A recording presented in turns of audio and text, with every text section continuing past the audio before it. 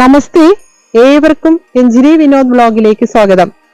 ഇന്ന് നമ്മുടെ ക്ഷേത്ര സഞ്ചാരം തൃശൂർ ജില്ലയിൽ സ്ഥിതി ചെയ്യുന്ന അതിപുരാതനമായ ഒരു ശിവക്ഷേത്രത്തിലാണ് എത്തിച്ചേർന്നിരിക്കുന്നത്. അവണൂർ ശ്രീകണ്ഠേശ്വര ശിവക്ഷേത്രം.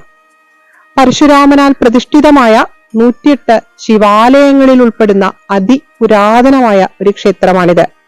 നഗരത്തിൽ നിന്നും ഏകദേശം ഒരു 15 കിലോമീറ്റർ അകലെയായിട്ടാണ് ഈ ക്ഷേത്രം സ്ഥിതി ചെയ്യുന്നത്. നമുക്ക് ഇന്ന് ഈ ക്ഷേത്രത്തിന്റെ വിശേഷങ്ങളാണ് പറഞ്ഞു തുടങ്ങേണ്ടത്. അതിനായി ഇവിടെ പരിലസിക്കുന്ന ആ കൈലാസനാഥൻ തന്നെ വാക്കുകൾ നൽകി അനുഗ്രഹിക്കട്ടെ. തൃശൂർ നഗരത്തിൽ നിന്നും ഏകദേശം 15 കിലോമീറ്റർ അകലെ അവണൂർ ഗ്രാമപഞ്ചായത്തിൽ അവണൂർ ശ്രീകണ്ഠേശ്വര ക്ഷേത്രം സ്ഥിതി ചെയ്യുന്നു. 108 ശിവാലയങ്ങളിൽ ഉൾപ്പെടുന്ന അതിപുരാതനമായ ഒരു ക്ഷേത്രമാണിത്. പരശുരാമ പ്രതിഷ്ഠിതമായ 108 ശിവാലയങ്ങളെ പരാമർശിക്കുന്ന ശിവാലയ നാമസ്തോത്രത്തിൽ 14ാമത് പരാമർശിക്കപ്പെടുന്നത് അവങ്ങനൂർ എന്ന പദമാണ്. അവങ്ങനൂർ കാലാന്തരത്തിൽ അവണൂറായി മാറിയതാണ് എന്നാണ് വിശ്വാസം. 7ാം നൂറ്റാണ്ടിൽ വിരചിതമായ ചന്ദ്രോത്സവത്തിൽ പ്രകൃതി രമണീയമായ ഈ ദേശത്തിനെ കുറിച്ച് പരാമർശമുണ്ടത്രേ.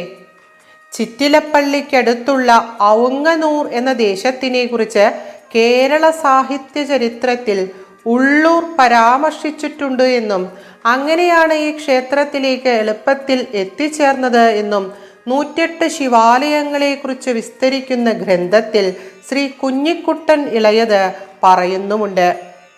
വളരെ പണ്ട് ശ്രീ പത്മനാഭസ്വാമി ക്ഷേത്രത്തിലെ മുറജപക്കാരനായ ഒരു തിരുമേനി കാശി വിശ്വനാഥനെ അവിടെ നിന്നും ആവാഹിച്ചു കൊണ്ടുവന്ന് ഇവിടെ പ്രതിഷ്ഠിച്ചതാണ് എന്നൊരു ഐതിഹ്യമുണ്ട്. അതിനാൽ ഈ ക്ഷേത്രത്തിൽ തൊഴുതാൽ കാശി വിശ്വനാഥ ദർശനത്തിൻ്റെ പുണ്യം ലഭിക്കുന്നു എന്നാണ് ഭക്തജനങ്ങൾ വിശ്വസിക്കുന്നത്. ആറ്റൂർ ചാങ്ങലിയോട് വാദ്യാൻമനയാണ് ക്ഷേത്ര ഊരാളന്മാർ. ഇപ്പോൾ നാട്ടുകാരും ഭക്തജനങ്ങളും ഉൾപ്പെടുന്ന കമ്മിറ്റിയാണ് ക്ഷേത്രകാര്യങ്ങൾ നോക്കി നടത്തുന്നത്. താന്ത്രിക ചുമതല കവളപ്പാറ തീയന്നൂർ മനയ്ക്കാണ്. ഓടുമേഞ്ഞ ഒറ്റനില ചതുര ശ്രീകോവിലിൽ പടിഞ്ഞാറ്റ് ദർശനമായി ശിലയിലുള്ള ദിവ്യമായ ശിവലിംഗത്തിൽ കൈലാസനാഥൻ ദർശനമരുളുന്നു. ഏകാന്തതയിൽ ഏകനായി വിരാജിക്കുന്ന ഭഗവാന് രൗദ്രഭാവമാണ് എന്നും വാമൊഴികളുണ്ട്. പരമമായ ശാന്തി തന്നെയാണ് അവണൂർ വാഴും തേവരുടെ ആ ദിവ്യ ദർശനം സമ്മാനിച്ചത്. ശ്രീകോവിലിനു മുമ്പിലുള്ള ഓടുമേഞ്ഞ ചെറിയ നമസ്കാര മണ്ഡപത്തിൽ ചെറിയ നന്ദികേശ്വര ബിംബം കുടികൊള്ളുന്നുണ്ട്. ശ്രീ പാർവതീദേവിക്ക് പ്രതിഷ്ഠ ഇവിടെയില്ല. എന്നാൽ ഉമയുടെ ആ അദൃശ്യ സാന്നിധ്യം ഇവിടെ ഉണ്ട് എന്ന് വിശ്വാസങ്ങളുണ്ട്. അതിനാൽ ശ്രീകോവിലിന് പിറകിൽ ഉമാമഹേശ്വരന്മാരുടെ ചിത്രം വെച്ച് പിൻവിളക്ക് തെളിയിച്ചു വെച്ചിട്ടുമുണ്ട്. നാലമ്പലത്തിനകത്ത് ഗണപതി ഭഗവാനും സുബ്രഹ്മണ്യ സ്വാമിയും ഉപദേവതമാരായി കുടികൊള്ളുന്നുണ്ട്. വലിയമ്പലവും നാലമ്പലവും ശ്രീകോവിലും നമസ്കാര മണ്ഡപവും എല്ലാം തന്നെ ലളിതമായ നിർമ്മിതികളാണ്. നാലമ്പലത്തിനകത്ത് ഒരു ക്ഷേത്ര കിണർ സ്ഥിതി ചെയ്യുന്നുണ്ട്. നാലമ്പലത്തിന് പുറത്ത് ഭദ്രകാളി, അയ്യപ്പസ്വാമി എന്നീ ഉപദേവതമാർ വെവ്വേറെ ശ്രീകോവിലുകളിൽ പടിഞ്ഞാറ്റ് ദർശനമായി കുടികൊള്ളുന്നു. സർപ്പക്കാവും പിന്നെ രക്ഷസും ഈ ക്ഷേത്രത്തിൽ സാന്നിധ്യം ചെയ്യുന്നുണ്ട്. ക്ഷേത്രഭൂമിയോട് ചേർന്ന് ഒരു കുളമുണ്ട്.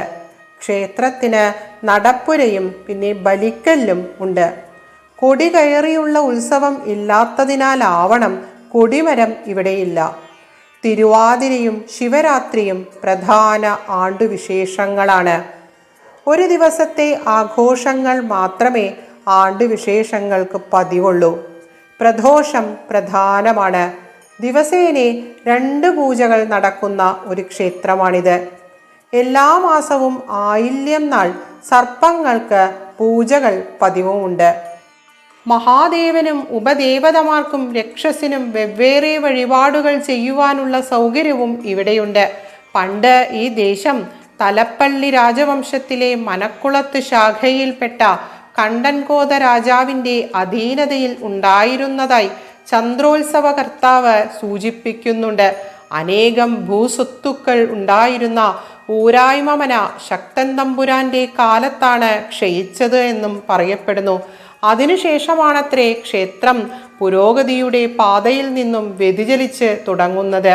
പണ്ടൊക്കെ ഇവിടുത്തെ ശിവരാത്രി ആഘോഷം അതീവ വിപുലമായിരുന്നു എന്നും പറയപ്പെടുന്നു. ഗതകാല പ്രൗഢിയുടെ കഥകൾ ഈ ക്ഷേത്രത്തിനും പറയുവാനുണ്ട്. ഇത്തരം അതിപുരാതനമായ ക്ഷേത്രങ്ങളെക്കുറിച്ച് കൂടുതൽ വിവരങ്ങൾ കിട്ടുക അസാധ്യവുമാണ്. ഇത്തരം അതിപുരാതനമായ ക്ഷേത്രങ്ങൾ പുറം ലോകത്തേക്ക് കൂടുതലായി എത്തേണ്ടതുമുണ്ട്. അതിനുവേണ്ടി ശ്രമിക്കേണ്ടത് സനാതനധർമ്മത്തെ നെഞ്ചിലേറ്റുന്ന ഭക്തജനങ്ങൾ തന്നെയാണ്.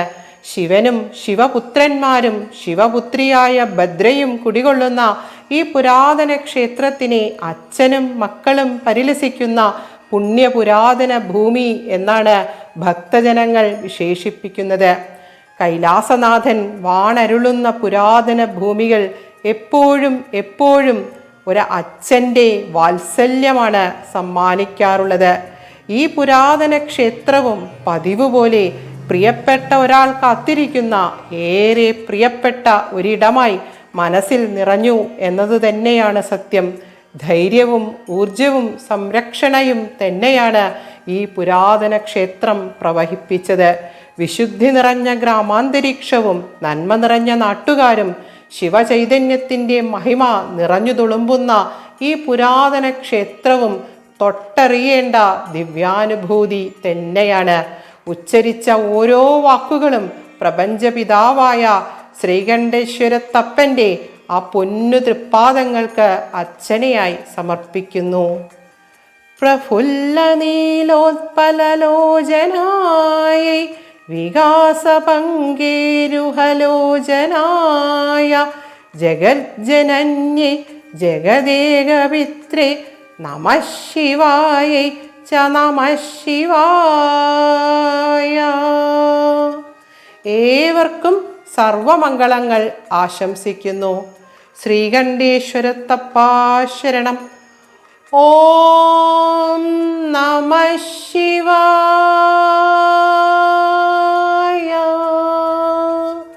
നമഃ പാർവതീപതേ. ഹര ഹര മഹാദേവ.